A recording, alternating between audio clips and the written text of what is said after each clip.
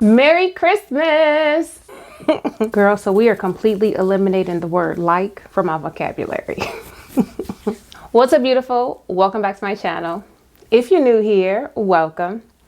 I'm Lisa May, and this is Thinking Beauty, where we dive into all things politics, pop culture, and personal development.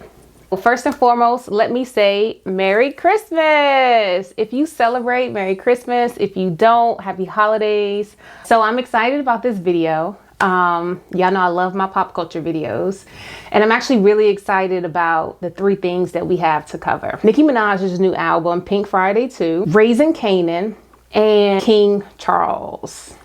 Okay, let's start out with Pink Friday. Nicki Minaj released her 5th studio album on December 8th, Pink Friday 2. And so I guess it was highly anticipated follow-up to her debut album, Pink Friday. Now, a lot of people are saying she's singing too much, it's a lot of samples.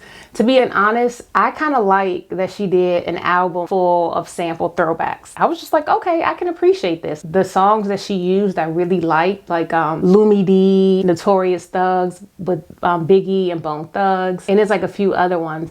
I even think, if I'm not mistaken, I think Beat Beat, I think that's a sample of Jay-Z and Meek Mill, Is That Your Chick? I don't know, I could be wrong, but I feel like it is. That's definitely what it put me in the mind of. The breakout songs for me on this album, Falling For You, that song alone makes me love the album. That and Blessings, my second favorite song. And I also like Pink Birthday. I really wish that song was longer, but whatever. And then I also like Barbie Dangerous and Let Me Calm Down. But if I have to give an honest opinion on the album, I do feel like for this album to be, 5 years since her last album, fans were waiting 5 years for an album. I do feel like when you think about it in that context, the album falls flat. I preface all of that to say, like, I really went into the album with really high expectations, but there are way too many songs. It didn't really feel cohesive, and I just really, I don't have the attention span for 22 songs over an hour long. I just was not here for that.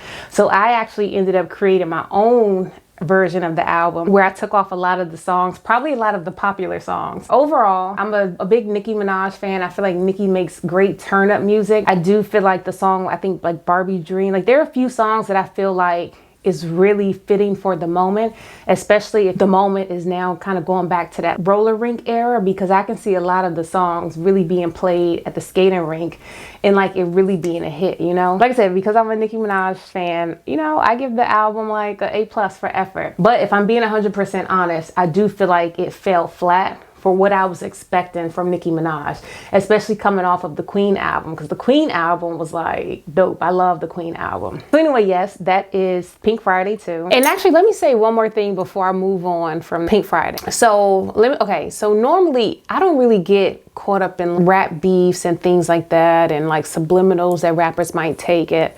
Other rappers, that's just never really been my kind of thing or whatever. But what I do find interesting is Nicki Minaj might be taking some shots at like some of the other rappers, female rappers in the game. I think in Barbie Dangerous, she says that, they're trying to find another rapper screws. Basically, they're trying to make another Nicki Minaj. But what I find interesting is like, does Nicki not realize that they made another little Kim with her?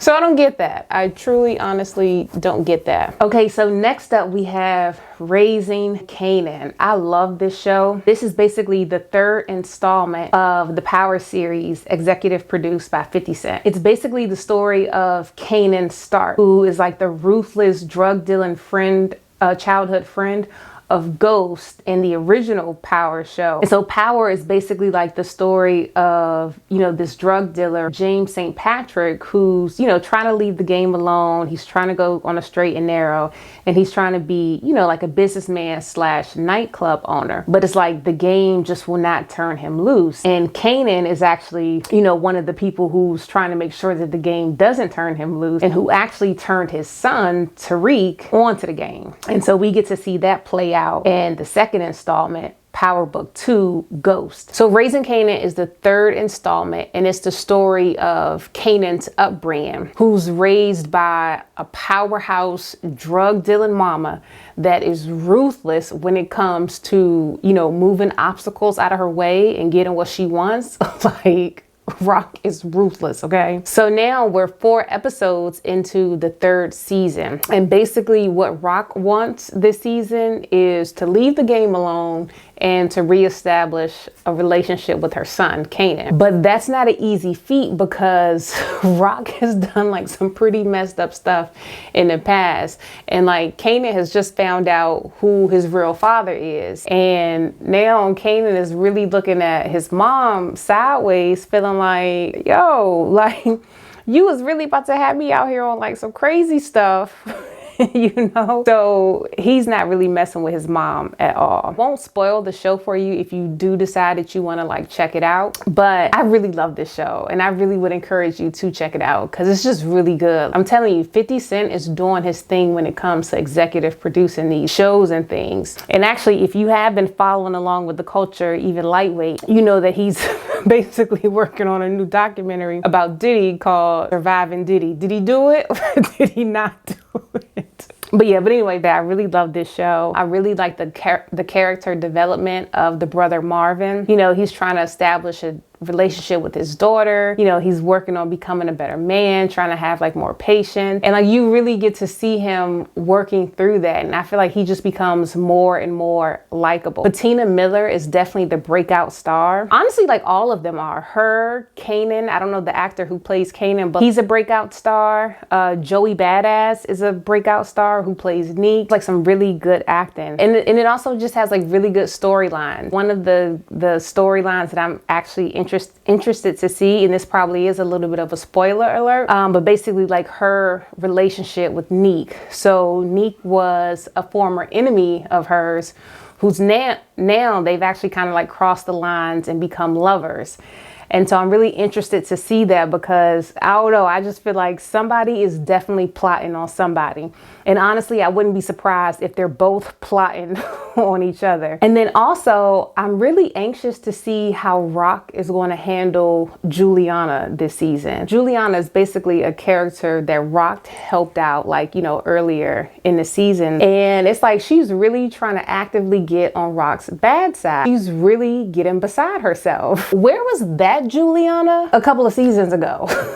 That is a brand new Juliana, and I just don't understand it. And then like, really, where the hell was her cousin? You know, like, why couldn't her cousin do what Rock did? You know, funny because I like that her cousin tells her, I would be far less worried about if you're done with her and more worried about if she's done with you, okay? I thought that was so spot on because, I don't know, Juliana is just tripping. But anyway, I really love this season. I would encourage you, check it out if you haven't. Okay, so next up we have King Charles, which is a new show on CNN with Gayle King and Charles Barkley. Now, this show is not getting like good ratings out the gate, which to me, I don't find it like very surprising because I don't think they did a whole lot of promotion for the series. Like honestly, I just randomly happened to see it on Gayle's Instagram, I think like 2 days before it was about to air. So if I'm not mistaken, I think it comes on once a week on Wednesdays. And they say that it's not a show of report, but a show of interest. So basically like they're covering some of the biggest stories that is of interest to them. And so they bring in like, you know, special guests to sit down and talk about it. But they say it's a show for people who want to know what's going on in the world,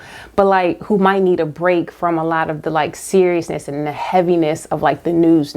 So definitely my kind of show. So I think like the first show, they had Steve Kerr on there, who was the coach of the Golden State Warriors. They had him on there, and something that I learned, his father was actually a Lebanese activist who was assassinated. I had no idea about that. I know that Steve Kerr is someone who's like really outspoken, especially on the topic of like gun violence. And it just makes more sense knowing now that like, you know, his father was an activist who was assassinated. So that's probably why he kind of, you know, feels compelled to kind of take on that fight. They also had Fat Joe on there, who was talking about the, I guess like the Young Thug trial or like case where they're trying to say that should a rapper's lyrics be used as evidence, which Joe actually said something really interesting.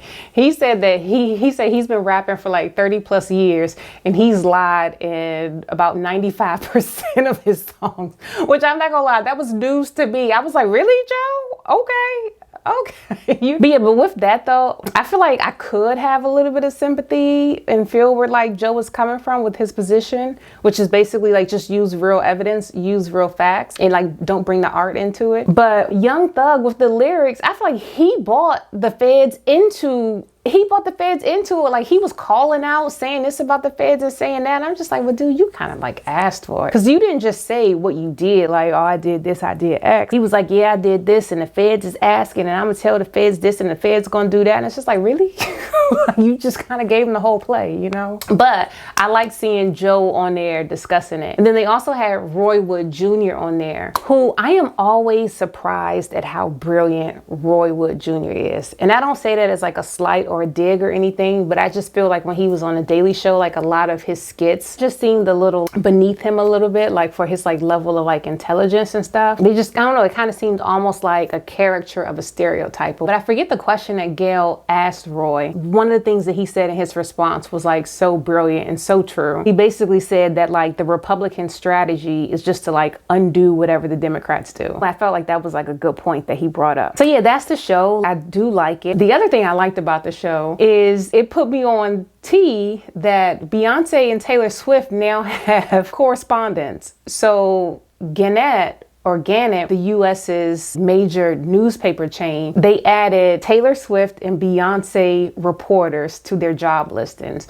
So like specifically reporters for Taylor Swift and Beyonce. I just think that is absolutely crazy, but I love that I learned about that on the show. So I think I'm really gonna like this show because I do like having like diversity of ideas. So I like that they bring on different guests. I just really hope that Gayle King can do a really good job of like moderating the discussion, because a lot of times with shows like that, like round table shows, I feel like good points tend to get lost because, you know, one person talks and then the other person, like one person talks and they might bring up like a good point that's like worthy of like new consideration, but then the next person goes to speak, but then they speak on something that happened like 45 seconds ago before that other good point was raised. And so sometimes I feel like with you know, round table discussions and like talk shows and things, a lot of the conversation doesn't like progress. It doesn't really build into anything. So I really hope Gayle King can do a good job of like really moderating that and steering it into the right direction, because I feel like, I don't know, I feel like the show could be really good. Have you seen the show? Like, have you watched the show? Are you going to check out the show? Drop down in the comments. Let me know, have you seen